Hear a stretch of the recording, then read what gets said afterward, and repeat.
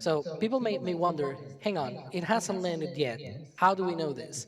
Well, Blue Origin has been, practicing with what we've seen this in our flyovers. It's an aft simulator. It's like this sort of uh, truss structure kind of looking thing with landing legs attached to it, which simulates the shape and sort of structures that you see in mass of the aft section of the booster.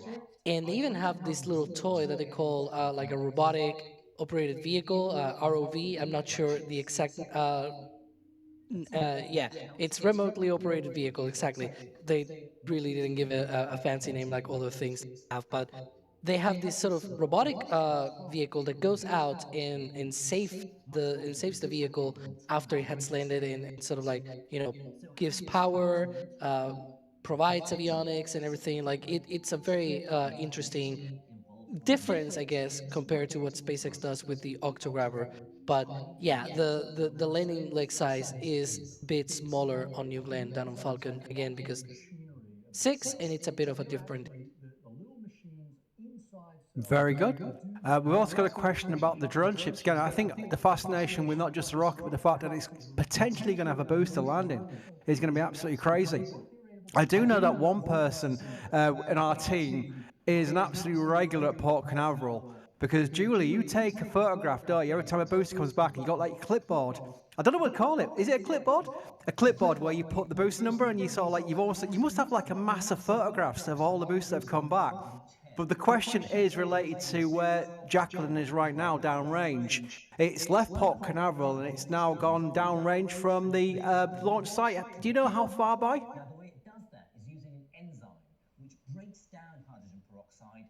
Julia? Okay, what muted? Oh, yep. Talking while muted. Somebody has to do that every stream. Yep, true. 620 kilometers downrange is where she's at.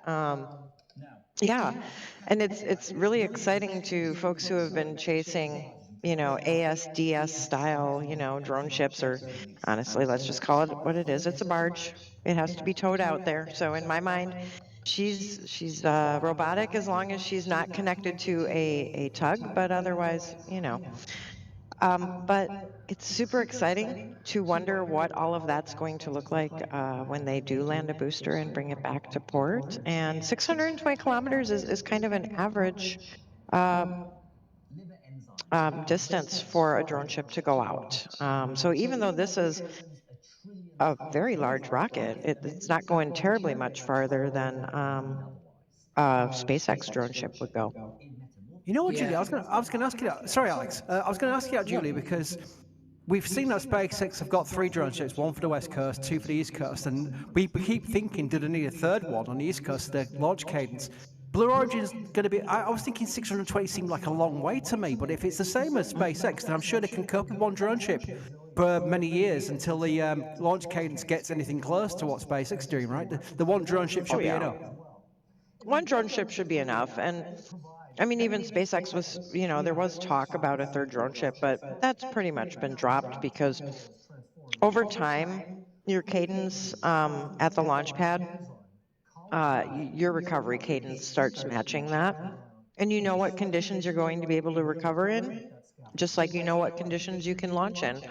Um, and eventually that whole system gets tightened up, and all of a sudden you find you don't need what you thought you needed. I looked at the schedule today and was kind of um, almost confused. It doesn't seem like after this launch we have another launch for several days, even though I know drone ships can be out there. So customer And demand, yeah, they'll be fine with one. It'll be fine hmm. And it's worth for a mentioning. while. So for today's mission, that is 620 kilometers. Blue Origin, though, they say that, on average, they want to get 1,000 kilometers away. So it is 620 kilometers for this first launch, but we believe they're being very conservative on that distance, that they're not pushing New Glenn to the limits of what they can do. And we've heard even Jeff on the team interviews, the Team Dot, the everyday astronaut, he went out and he had this tour of the factory with Jeff. And he mentioned that at first they're going to be trying to get that entry burn or exoatmospheric burn, as they call it, sort of like, you know, a very conservative number. And then they're going to try and push and get it reduced to the minimum possible so they can get as much performance out of the rocket as they can. So this is one of the things that we're going to see in the future, that 620 kilometers is for this first mission. In the future, don't be surprised if that goes up to 1,000 kilometers down.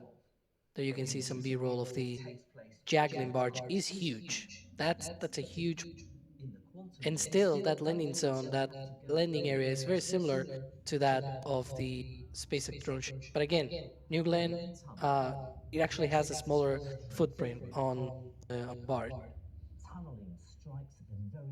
What would it be like? I'm giving Julie all the questions now, but I've got one for myself. But you've seen all these boosters return back on the drone ships for SpaceX Falcon 9 boosters. It's going to be a bit more bonkers seeing a New Glenn booster coming back into port on Jacqueline, isn't it? Because it's bigger. It's going to be like the most bonkers thing ever. I did not appreciate it until we started talking about it. That's going to be quite a booster selfie, isn't it? Yeah. So yeah, my literal photo album is going to be diversified because we get to see another booster come back to port, and it's a tall booster. Um, yeah, and my curiosity is absolutely piqued because just like when SpaceX started recovery, there's new things to learn. So people are going to be coming to port again to see what's new, what's different, how did they do it. I mean, I know my mind has a lot of questions, so it's nice to have things become kind of normal, shall we say, and standard and routine, but something new is such a nice thing to see. So, yeah, Chris, I'm excited for that. I am now. I didn't even think about it until he started talking about boosters returning to port. I just suddenly realised, like, hang on a minute, New Glenn. It'd be Yeah, like, that's how you all met me, Chris. Don't you remember? yeah, I do. I do. My memory's not Yeah. as good as it used to be, but I do remember that. Yeah. Yeah. That was 5 years ago, more than 5 years ago, actually. But yeah, so it's so routine now to the point where I actually have to look at our own socials to see if a booster came in when I was expecting it to, because Gavin does the tracking and it's so regular that I wouldn't be surprised if I miss a booster here, booster or two sometimes, because they've gotten so fast at processing. I don't make it to port all the time in time. This year, we're good though. I've gotten them all. Gotten them Yep. all. Shout out to Gav and Gage and all our Space Coast Live team, because if something moves, either in Port Canaveral or at any of the pads where we've got cameras pointed at them, that's KSC, I guarantee you there'll be a clip on X, because they've tracked it and kept a good eye on it. We have an amazing team in the background, a lot of people who you may not see or hear on streams, who are very, very great at keeping an eye on everything 24/7. We tend not to miss anything because of it. I'm just looking at what we're looking at right now on screen. What the heck are we looking at on screen right now? Does anybody know what we're looking at? That was like a green laser going across the tracking of. Is that a drone? That must be the drone. Is that Jerry? Somebody tell me, I because guess so. I'm watching this. I'm watching the stream like everybody else, and I'm thinking, what's that?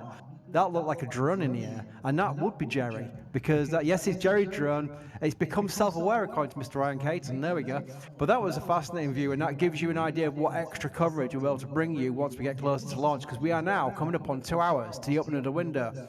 And so far, Alex, we've not heard anything bad from Blue Origin, have we? It's all proceeding to plan so far. Yeah, still nothing, bad to update. Of course, also nothing, like they really haven't said anything new in general, right? We see those, as you can see, those flare stacks at the pad burning off excess hydrogen and methane, and the rocket is frosty. We can see it venting and the condensation around the rocket in some of the views. Then, so of course, there is propellant on board, and there you can see a little bit more close up look at that rocket. Look at that. Oh, that's That's a wide nice. shot. Oh, that is nice. That is very, very pretty.